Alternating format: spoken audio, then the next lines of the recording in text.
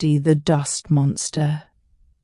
J-Own is 13 years old. He is a smart boy, but he has one bad habit. John does not like to clean his room. His floor is covered with old-school papers, dirty clothes, and empty snack bags. His mother often says, "John, please clean your room." Room. It is becoming a forest of dust. John always sighs and says, "I will do it tomorrow, Mom." He does not know that something is growing in the dark corners of his messy room, Motoros. The next morning, John wakes up and screams. Standing in the middle of his room is a creature as big as a chair. It looks like a giant grey cloud of hair and lint. "Who are you?" John asks, his voice shaking. The creature shakes its fuzzy body, and a cloud of dust fills the air. "I am Dusty," the monster says in a scratchy voice. "I love your room, John. It is the perfect home for a monster like me. Please, do not ever clean it." Deep under John's bed, where the broom never reaches, the dust starts to move. It pulls together into a large grey ball. Suddenly, two glowing yellow eyes open. This is Dusty, the dust monster. Dusty loves dirt and hates soap. He sees a crust of bread and a pile of cat hair. He smiles a fuzzy smile. John's dog, Buster, walks into the room. Buster stops and sniffs the air near the bed. He growls quietly. He knows something strange is hiding in the shadows. Oh, Dusty starts to walk around the room. Every time he touches a dirty sock or a piece of trash, he grows a little bit bigger. He finds a pair of John's gym shorts on the floor and gobbles them up. "Delicious!" Dusty shouts. John watches in horror. The monster is now as tall as the desk. The more John ignores the mess, the stronger Dusty becomes. John realizes that his laziness has created a real problem. 1937. John needs to call his friend, but he cannot find his phone. He looks under his pillow and inside his shoes. "Are you looking for this?" Dusty asks. The monster is sitting on John's desk, and he is holding the phone inside a thick layer of grey dust. "Give it back!" John cries. Dusty laughs and hides the phone deeper in his fuzzy stomach. "If you want your things back, you have to live in my kingdom of dust." Z's or John runs to the hallway closet. He grabs the heavy vacuum cleaner and a big bottle of lemon-scented spray.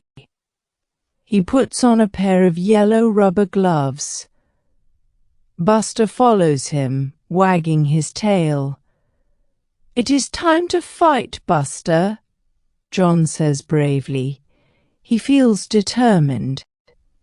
He knows that Dusty is made of all the things John was too lazy to pick up. To get rid of the monster, he has to get rid of the mess. The monster, but he starts to sneeze. Achoo! Achoo! The dust is too thick for the little dog. Dusty laughs and waves his fuzzy arms. "Even the dog cannot stop me," Dusty says.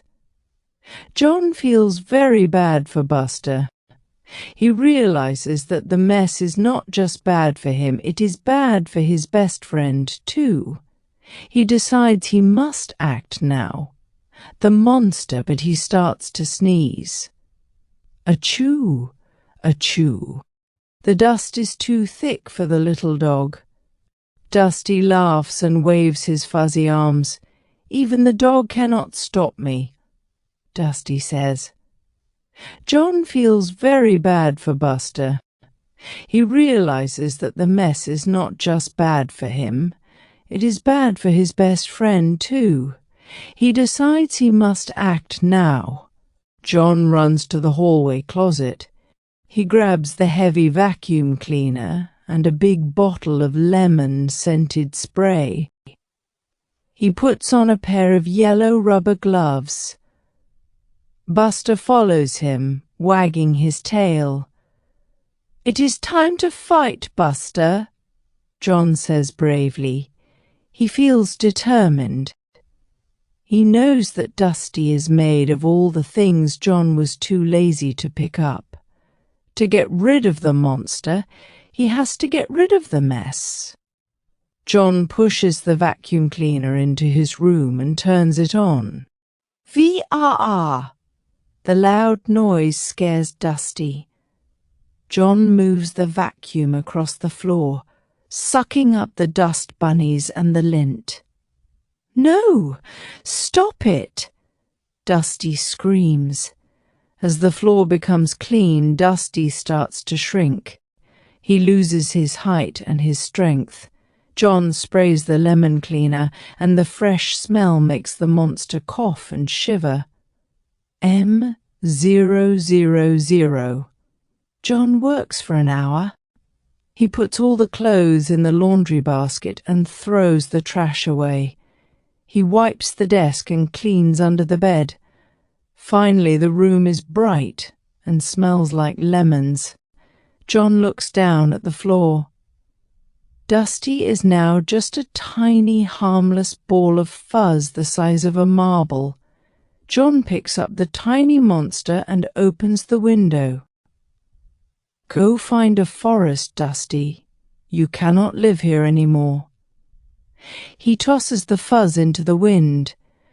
John's mother, Mina, walks to the bedroom door. She looks at the clean floor and the tidy bed. She is very surprised and very happy. "Oh, John, your room looks wonderful," she says with a big smile. John hugs his mother and then pets Buster. "Thanks, Mom. I think I feel much better in a clean room." That night, John sleeps peacefully. He knows that as long as he keeps his room clean, the yellow eyes of Dusty will never come back.